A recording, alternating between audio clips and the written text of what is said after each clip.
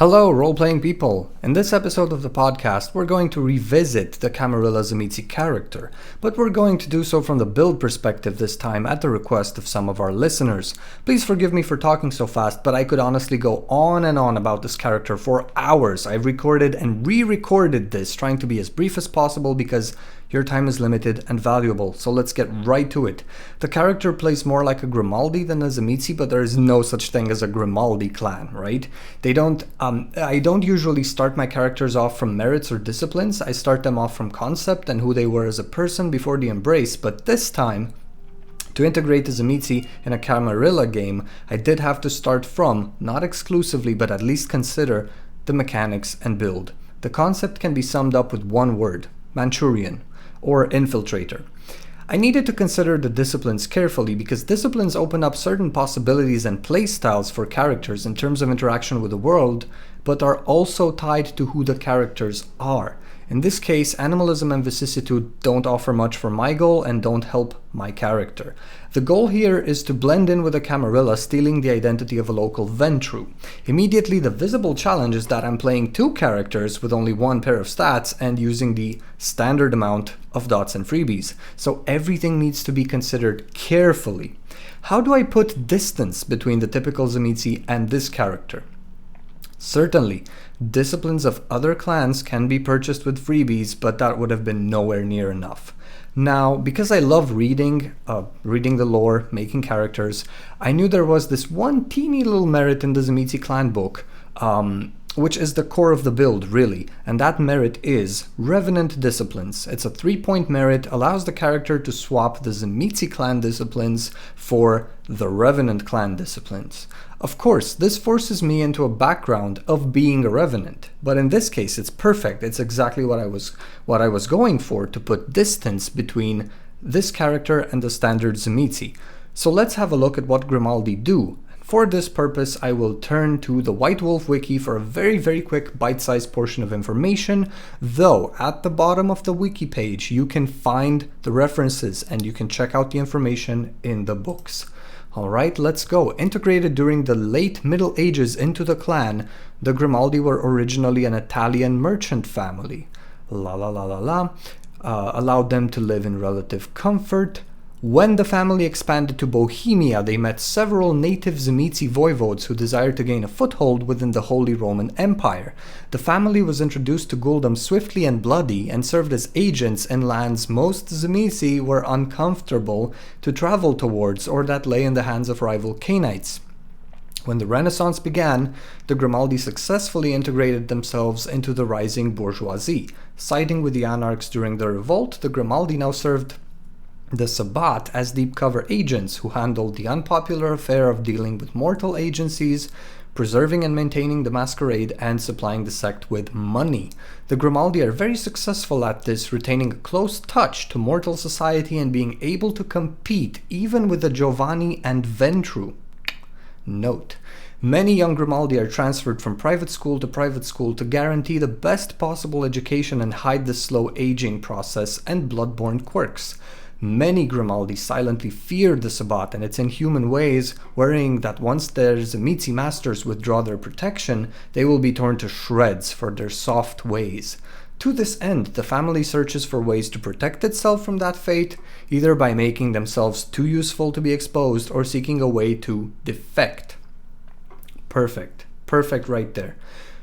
Supernatural characteristics. The family disciplines are celerity, dominate, and fortitude. The weakness is that every Grimaldi is bloodbound to a Sabbat official with the minimum rank of bishop. And morality. Many Grimaldi follow tempered paths of enlightenment, like the path of honorable accord or the path of Cain, but some still manage to retain their humanity. Yes, I'll stop reading off of the wiki now and we can keep going from here, but you just heard that. Bam! That's exactly what I need to bring a Tzimisce to a Camarilla game.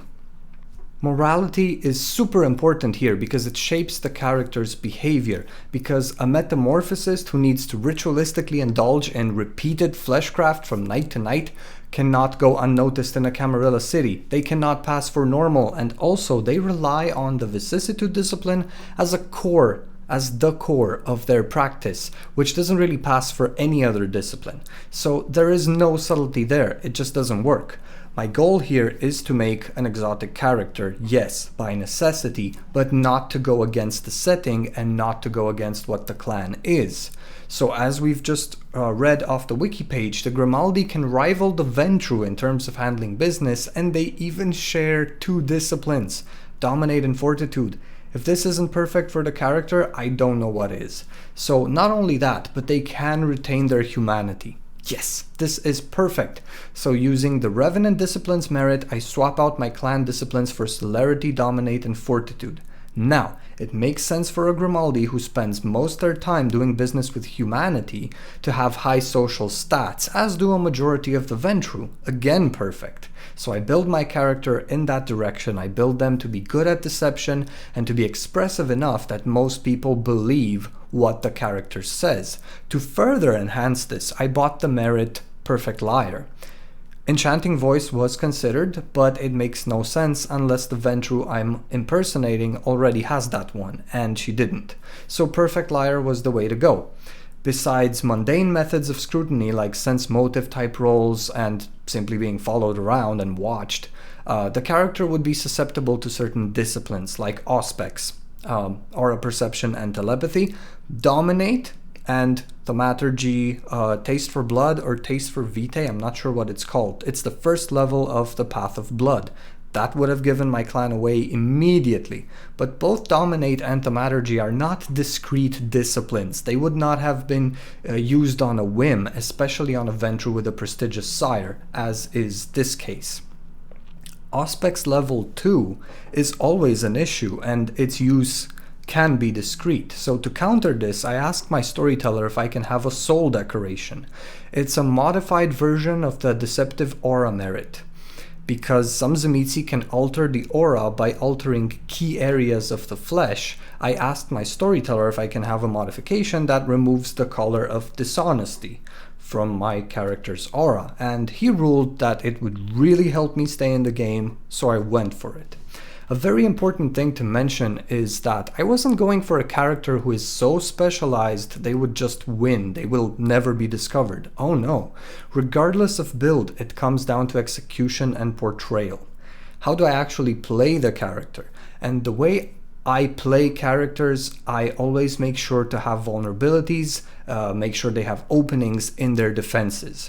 Though the other players didn't really catch on, the character would often use Sabbat slang, saying Cainite instead of Kindred or Pack instead of Coterie. I even fed on a person who would have given my Ventru persona no nourishment, and I made it clear that the act of drinking that blood quenched my thirst. But nope, they didn't catch on, and that was also great because the eventual realization that I'm not exactly who I claim to be and the confrontation that followed would have been exciting as well, but things worked out okay. I like playing deceptive characters, and not to take advantage of the other players and ruin the game, but because I make my characters very vulnerable emotionally and physically most of the time, and they often use deception to protect themselves. Now, this of course leads to layered characters, which offer players a lot of exploration, like the Ventru Elenda Sapkowski, who also goes by the name Vona Victoria Vine because of her alternate identity background, is actually Giulia Grimaldi, who is a very atypical Tzimisce. Ta-da! Obviously, I want the other players to delve deeper into my character, but I don't want to bring in a concept that fails from the build and the mechanics point of view without gratuitous amounts of storyteller intervention. I like characters who can hold their own. Now, this whole kidnapped and saved idea, I actually got it from the vampire novels. After the siege of Atlanta, the Toreador Victoria Ash is taken by the Tzimisce, shaped into a monstrosity over weeks or months of agony, and rescued by her associates when she finally manages to regain enough willpower and strength to use the 4th level of presence, summoning. She calls her allies to her aid and they get her out of there. Of course, her being of lower generation heals She heals the vicissitude modifications, and she is accepted back into the Camarilla without issue. So then why wouldn't that be the case for my character, despite her lack of status, but because of her prestigious sire? The character had information to share, she healed off most of her vicissitude deformities and was ready to resume her duties to her sire and to her sect. No issues there. The coterie was most likely to blow my cover, but they bought right into it, and they actually made it easy. The last merit that needs to be mentioned is Scholar of Enemies. My character knew about the Camarilla because she had the Ventru's memories, but also because important members of the Sabbat taught her how things work. Most Sabbat, the street level packs, have no idea how the Camarilla really works and could not impersonate a Camarilla kindred at all. But the elders know. They have eyes and ears everywhere. Again, the clan novels make this perfectly obvious. Vampire is, at heart, well, it is quite a few things, but it's also a game about very intricate webs of deception and information gathering. So this character is right at home. Speaking of, Giulia did have the privacy obsession flaw, but it was completely justified by the trauma she had suffered during her captivity and Elenda's need to be safe and never live through such things again. Her haven was a fortress, really. She had multiple types of locks on her doors, she had cameras, she lived with loyal servants. It was great. It's the kind of flaw that not only makes sense, but it really gives a lot of flavor to the character. Speaking of havens and resources, it also needs to be mentioned that some stats were Giulia's and others, like backgrounds, were accessed by impersonating Elenda. The haven, domain, herd, all of these things were gained after the character stepped into the shoes of the local Ventru persona. So again, this was the challenge, dividing the points on the sheet into what was Giulia's and what was Elenda's, and making a harmonious and functional blend. Last thing to mention, since someone asked me, why was she embraced? Well, how do I justify that? Most ghouls, if they are good at what they do, they remain ghouls for eternity. That's a widely known fact.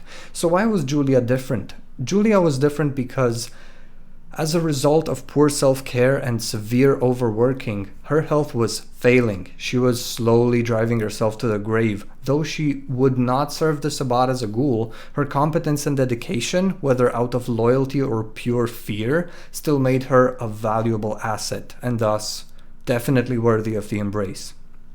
So to conclude, making the character was a challenge. It had me starting from the build, but working on both character story and abilities at the same time.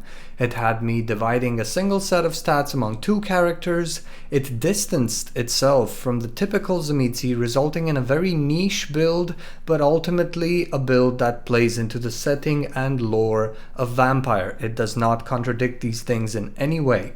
Ultimately, no matter how exotic the build, what matters is that people have fun playing the game and exploring the character. And this multi-layered, intricate figure of deception with a vulnerable, humane core was the only way I could think of bringing a Tzimisce to a Camarilla game.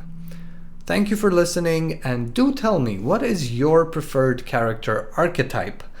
I myself am drawn towards the sneaky social types with tragic backstories, and though they don't show it, they often mean well and are quite caring. Take care, have fun, and don't forget to play.